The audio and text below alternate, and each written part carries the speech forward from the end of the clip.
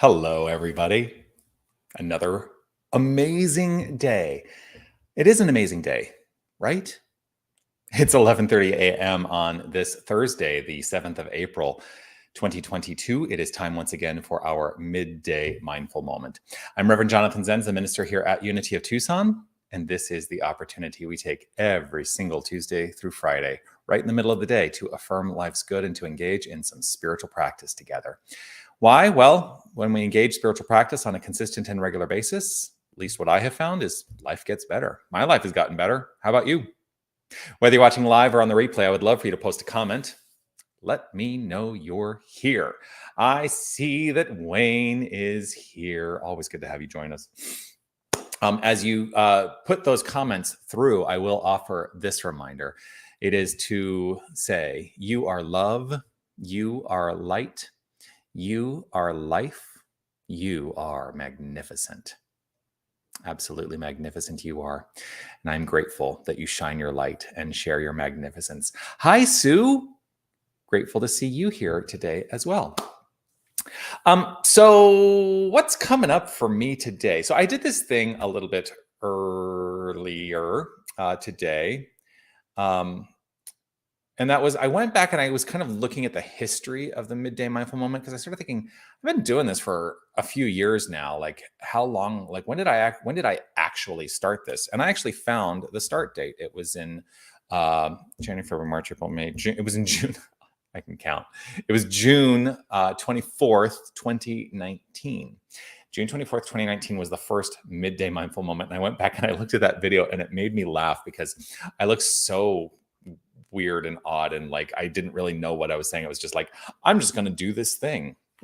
I started thinking about the way that I have kind of structured and created a consistency in terms of how I present the Midday Mindful Moment.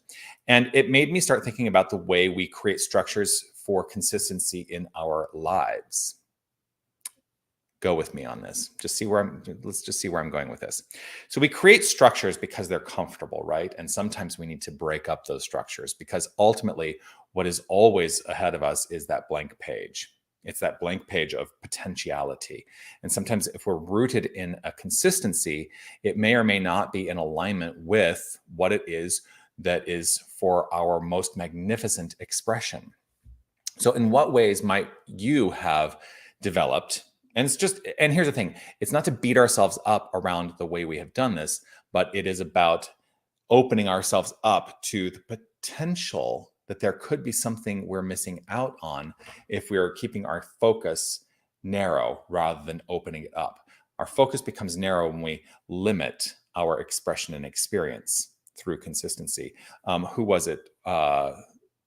Thoreau, I think, Henry David Thoreau said, a foolish consistency is the hobgoblin of small minds. A foolish consistency.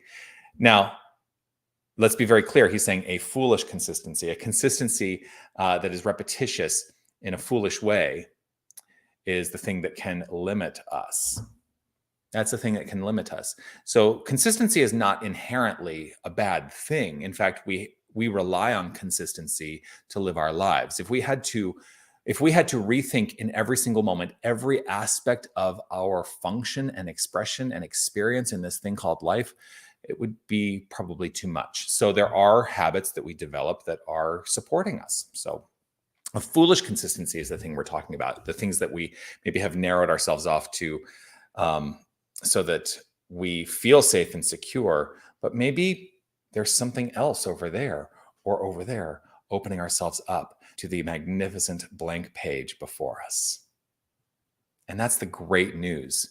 We all have a magnificent blank page before us, a page that is up to us to write upon, to let our lives and our expression and experience be known to such a degree that it is celebration of our inherent divine nature. I mean, we are inherently divine, irrespective of whether we are consistent in our expression of that divinity or not. But I want to have something more. How about you? Something to think about today. A lot of what I offer on these Midday Mindful Moments is just stuff to think about. because that's a constant thing in my mind. I'm always thinking about this stuff. I've trained myself, perhaps foolishly. Get it? No, not at all. I love thinking about this stuff. So let's allow ourselves to settle into some affirmative prayer treatment. If it is safe and comfortable for you to close your eyes, I invite you to do so as we open ourselves up to the story that we would like to write on that magnificent blank page before us. As we close our eyes or let them fall to a soft gaze or leave them open, whatever suits us, let us acknowledge the inner life. Just becoming aware of the activity of the inner life.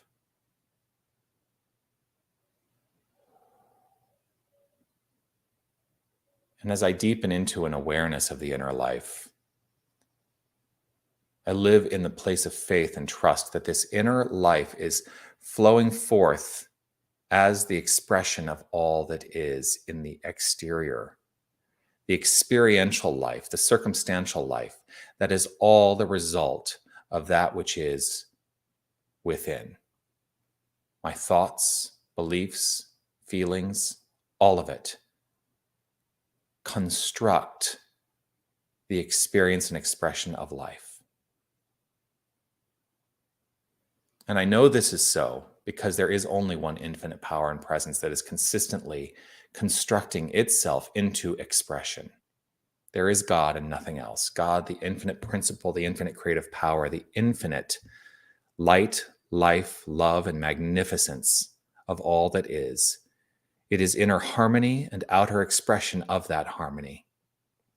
It is inner wisdom and outer expression of that wisdom. It is inner joy and outer expression of that joy. There is God and nothing else. And God is not something. It is not a being, but the beingness at the core of all expression. And all expression flowing forth is this goodness.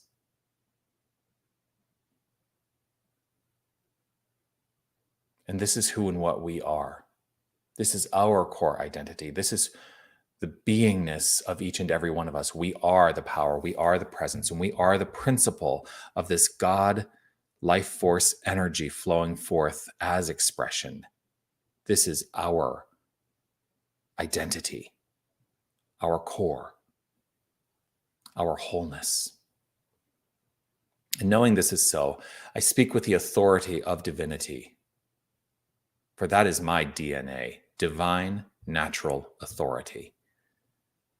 I speak with the authority of divinity because I know who I am and I know who each and every one of us is.